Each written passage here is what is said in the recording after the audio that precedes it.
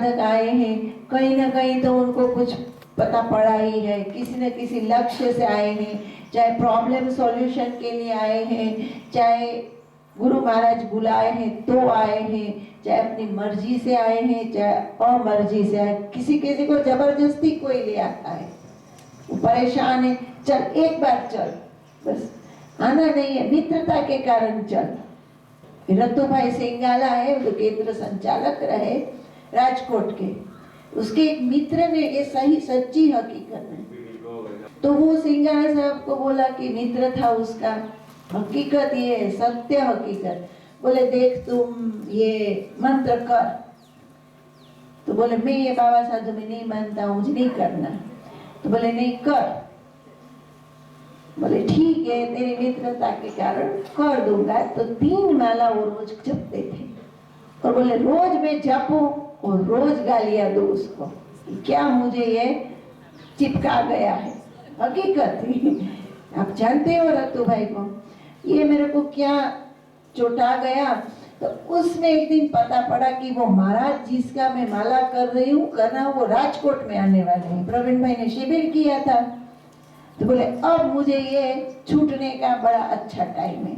वो बोलता है अच्छा मंत्र है न, सीध मंत्र है न, महाराज अच्छे हैं। तो वो बोले कि रत्तू भाई बोले अब मेरे को छूटने का टाइम है, ये महाराज का जो मंत्र है मैं उससे छूट जाऊंगा। तो बोले कि अब छूट जाऊंगा, ये बाबा साधु के चक्कर से मुझे ये रोज 3 माला करनी पड़ती है। वास्तव में वो गाली देते थे वाड़ा को, दरबार है अभी भी है अहमदाबाद में।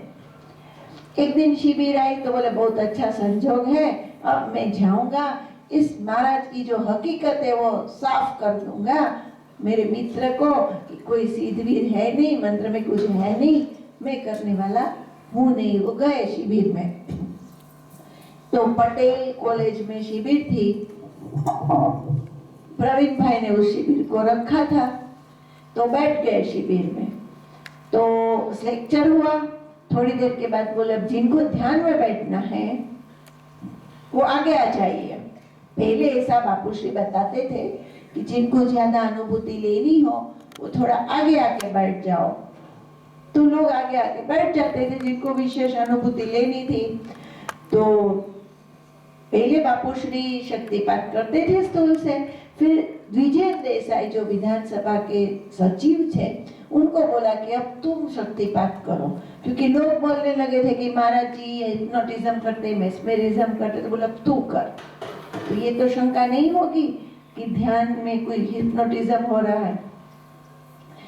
तो जितने लोग आगे आए वो उनको शक्तिपात किया द्विजेंद्र देसाई ने। इस व्यक्ति ने सोचा, रत्तू भाई ने, कि संकल्प किया कि अगर ये महाराज सच्चा है, वो बाबा ही बोलते थे बापू को, तो अगर ये बाबा सच्चा है, अगर इसके अंदर कुछ है, तो ये इतने पब्लिक में बहुत बड़ा हॉल था, इसको मुझे बुलाना चाहिए स्थूल से, तभी मैं इसको मानूंगा, नहीं तो अपने बोल देंगे ले तेरी माला, ले हरिओम तत्सत, तू जपा कर, इसमें है कुछ नहीं, फालतू का तू भी लगा है इसमें। अब शिविर ध्यान पूरा हो गया, तो द्विजेंद्र भाई अनुभूति पूछ रहे थे कि भाई क्या अनुभव हुआ, कोई कोई अनुभव सुनाते थे अपने स्टेज पे आके, तो अनुभूति पूरी हो गई। अब विसर्जन होने को था, तो जल्दी से कोई जाता नहीं है, इसमें ऐसी बात होती है तो बैठे रहने का मन करता है, चिपक जाता है, ये एनर्जी ऐसी होती है। तो सब बैठे थे, अनुभव पूरा हो गया, तो बापूजी के जाने का समय हुआ, तो थोड़ा कैसे देखे, विजय भाई बोले चलो, बोले 1 मिनट, वो जो पीछे बैठा है ना चश्मे वाला, उसको बोलो, उसको बुला के उसका अनुभव पूछो। अब पूछ लेना, वो राजकोट केंद्र का संचालक बना, मालविया कॉलेज का प्रिंसिपल वो, और उसको बुलाओ। अरे वो तो फिर बोलने के हालत में ही नहीं था, भोंक भोंक के रो पड़े कि मैंने हाँ नहीं, उसने उस समय 2 बार परीक्षा ली। पहले उसने बोला कि अगर ये सच्चे हैं तो मुझे ध्यान के लिए बुलाए, मैं उठूंगा नहीं, मैं उठ के आऊंगा नहीं। बोला ना कि जिनको ध्यान में बैठना आगे आ जाओ, तो मैं उठूंगा नहीं। तो सब आ गए तो बापू श्री बोले वो चश्मे वाले को बोलो ध्यान के लिए आए। तो उसको लगा कि ये तो शायद अपने आप ही हो गया होगा, महाराज को मैं मोटा टंगा दिखता होगा तो काक का बैठना और डाल का पढ़ना, मेरे को यूं ही बुला लिया होगा। तो फिर भी उसका उनका मन माना नहीं था। उसके बाद फिर जब पूरा हो गया तो बोले अब ये मुझे खुद बुलाए स्टेज पर तो मैं मानूंगा। और उठते उठते फिर बापू श्री ने उनको बुलाया और वो केंद्र, पूरा राजकोट का केंद्र उन्होंने बहुत ही अच्छी तरह संभाला। आज उन्हीं के शिष्य जो कमलेश जानी है वो भी प्रिंसिपल है और बहुत अच्छे से वो केंद्र भी चला रहे, ध्यान भी कर रहे और करा रहे हैं। दिन के 7-8 घंटे वो जप करते हैं, ध्यान करते हैं, क्योंकि अब उनका शरीर इतना अच्छा नहीं है कि वो लोक कल्याण के कार्य शरीर से करें। तो कहने का अर्थ यह है कि ऐसी बहुत सी अनुभूतियां और परीक्षाएं हम भी लिए हैं, आप भी लिए हो। तो नए जो साधक हैं उनको ये बताना है कि ये सहज ध्यान योग है। पहली बार आप आए हो, 3 पूनम आप भरो और इसमें कम से कम 11 से 21 माला हरिओम तत्सत जय गुरुदत्त की आप करना शुरू कर दो। और आपके मन में जो गुबार है, जो प्रॉब्लम है, वो बोलो गुरु तत्व को कि मैं ये तकलीफ में हूँ, आप मुझे ही गुरु महाराज मदद करो। पर मदद हो जाएगी, अगर आपका काम हो गया तो पूनम मत छोड़ना, 3 पूनम तो भरना ही भरना, क्योंकि अब मैं टेप करने वाली हूँ। ये जो अनुभव कहते हैं ना लोग, नक्की करते हैं बच्चा हो जाए, ये हो जाए, काम हो जाए, फिर पूनम छोड़ देते हैं तो फिर नीचे आ जाता है ग्राफ। क्यों? क्योंकि मैं यहाँ से कुछ नहीं करती, ऊंचा नीचा वो कोई डोरी नहीं खींचती हूँ या बापू जी नहीं खींचते हैं। ये जो आपका आना है, इससे गुरु, ऐसे गुरु जो है वो आपकी ओर देख लेते हैं। आप मांग रहे हो, हे दत्त भगवान मेरा धंधा बहुत चौपट हो गया है, जल्दी से उसको ठीक करो, मैं खूब पैसा कमाऊं, ऐसा कर दो गुरुदेव, मैं पूनम भी भरूंगा, जो माता जी बोले करूंगा, ये काम आप करो। बराबर? और 1, 2, 3 पूनम तक वो हुआ नहीं, कभी कभी तो क्या आपको लाभ नहीं होता है? मैं बनावट करके समझा नहीं रही हूँ, लेकिन ये हकीकत है कि यहाँ जो है ना वो एक्सरे मशीन है। एक्सरे मशीन के सामने आपको बोलना नहीं पड़ता है कि आपको क्या प्रॉब्लम है, एक्सरे मशीन बताता है कि आपको क्या प्रॉब्लम है। आपको गुरु को बताने की जरूरत ही नहीं है कि आपको क्या तकलीफ है। आपकी तकलीफ गुरु स्वयं पता है और उसका निराकरण वो स्वयं करते हैं और करते ही हैं। उसके लिए आपको उनको बताने की जरूरत नहीं। क्यों? क्योंकि देखो, ये मैंने जो अनुभव किया है, वो बोलते हैं मेरा शरीर जल्दी से ठीक हो जाए गुरुदेव, मेरा धंधा ठीक हो जाए, और आपका आयुष्य ही नहीं है। 2 महीने के बाद आपका शरीर पूरा है। तो आपके पूनम भरने से, आपके मंत्र जप से जो पुण्य इकट्ठा होता है, उस पुण्य से वो जो ग्रह बाधा आवरण है उसको दूर करके आपके आयुष्य को बढ़ाएंगे। आप रोते रहोगे, अरे मेरा धंधा अभी चला नहीं। तू धंधा करेगा कैसे अगर तेरा शरीर होगा ही नहीं? तो गुरु सर्वोपरि है, वो सर्वोत्तम है, वो तत्व है, वो जानते हैं हमारे आपको क्या, हमको आपको पता ही नहीं है कि हमको आपको क्या प्रॉब्लम है। पहले आप में से सब 90% ऐसा ही जो बोलते थे ना, हाथ ऊंचा करना, हमारे कहीं जोतू नहीं बोलते थे। हमको कुछ नहीं चाहिए, बस बापू आत्मज्ञान दो, बोलते थे ना 90%। मैंने आपको दिखाया कि चलो खाली आत्मज्ञान दे देते हैं, पैसा टका बीबी बच्चे का जो होना हो वो चलेगा, नहीं, वो सब ठीक होना चाहिए। तो पहले तो हमको जरूरी है कि हमारा परिवार ठीक रहे, हमारा पैसा ठीक रहे, हमारा शरीर ठीक रहे, और मांगते ही आत्मज्ञान।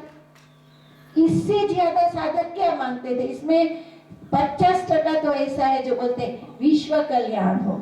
मैंने कहा तुम ये जप करते हो तो संकल्प क्या करते हो? तो बोले बस विश्व कल्याण। मैंने कहा बापू ने कर लिया, तुम ये झंझट में मत पड़ो, एक आदमी बस है विश्व कल्याण के लिए। पहले अपना कल्याण करो, स्वार्थी बनो। आध्यात्म में आपको स्वार्थी बनना पड़ेगा, स्व में उतरना पड़ेगा। तो विश्व का कल्याण कब करोगे? जितना जप करो। तो विश्व में तो कर्म दोष है, सबका अपना कर्म, सबका अपना जीवन है, सबका अपना अच्छा बुरा विधान है, जन्म जन्मांतर के संचित कर्म है। तो कितने लोग ऐसे हैं कि जिनकी छोटी छोटी तकलीफें हैं। नहीं दरिद्र सम दुख जग माही, संत मिलन सम सुख जग नाही। एक छोटा सा तुलसी का पत्ता अगर सोने का किसी गरीब को मिल जाए तो उसका कितना काम हो जाता है। तो हम लोग हंसते हैं, बापू श्री ने जो मांगा है वो सही है, शाश्वत है। शांति से बढ़कर कोई मतलब प्राप्ति नहीं है। तो ध्यान से शांति मिलती है, हमारे कष्ट भी दूर होते हैं, और आप हम सब ये करते ही हैं। तो नए साधकों को मेरी ये विनंती है कि आप नियमित 11 माला करो। नियमित, एक दिन किया 2 दिन किया नहीं। मैं हमेशा बोलती हूँ 3 तो 3, लेकिन नियम का पक्का रखो। 3 माला तो 3 माला, और नियमित 15 से 20 मिनट मेडिटेशन। तो 3 पूनम में ही आपको ख्याल आ जाएगा कि आपको क्या लाभ हुआ है, आपको क्या फायदा हुआ है, और आपके क्या क्या काम हो रहे हैं। और जो नए साधक हैं उनको 2 से 2:15 के बीच में मैं स्थूल से अगर वो चाहे तो मिल लूंगी कहीं एक बाजू। अमित में उनको एकत्रित कर दीजिएगा ताकि थोड़ा उनका मन का संतोष हो, उनको कन्वर्सेशन हो, और मन में ये दुख न रहे कि अच्छा अगर आप रुकते हो तो कल तो निश्चिंता का समय रहता ही है। दूर दूर से लोग आते हैं, एक दिन का समय लेके आते हैं, उसमें व्यक्तिगत प्रॉब्लम्स को सॉल्व करने में एक एक व्यक्ति में अनेक समष्टि का समय चला जाता है। तो जिनको प्रॉब्लम होते हैं वो दूसरे दिन उस प्रॉब्लम के समाधान के लिए, उसके विचार विमर्श के लिए रुकते हैं। तो जिनको कुछ न कुछ पूछना है, शारीरिक, मानसिक, आर्थिक, आध्यात्मिक, वो कल समय है 9 बजे से आगे तक का। और आज जो नए साधक आए हैं वो थोड़ा 2 से 2:30 के बीच में 10-15 मिनट उनसे दरस परस हो जाएगा ताकि आप लोगों को भी संतोष हो। मैं पुनः दोहराऊंगी कि नए साधकों को यहाँ से उठने से पहले ही व्यवस्थापक वर्ग उनको एक पैम्पलेट हरिओम तत्सत का और एक छोटा सा दूसरा पैम्पलेट दे दिया जाए ताकि दोपहर तक वो पढ़ ले, और पढ़ने के बाद उनको जो कुछ भी आगे जानना हो, पूछना हो, पूछ सकते हैं। हरिओम तत्सत। जय गुरुदत्त। होली का पवित्र पर्व है। अब धून ध्यान का समय कम है, थोड़ा ये लोग आ गए थे तो उनके लिए भी जरूरी था। दत्त बाबा ने जब उनको बुलाया है तो अपना फर्ज है कि उनको भी जरूरी कुछ बताया जाए। तो अब हम एक छोटा सा भजन गाएंगे, गुरु महाराज को याद करेंगे, और उस भजन के पश्चात प्रसाद होगा।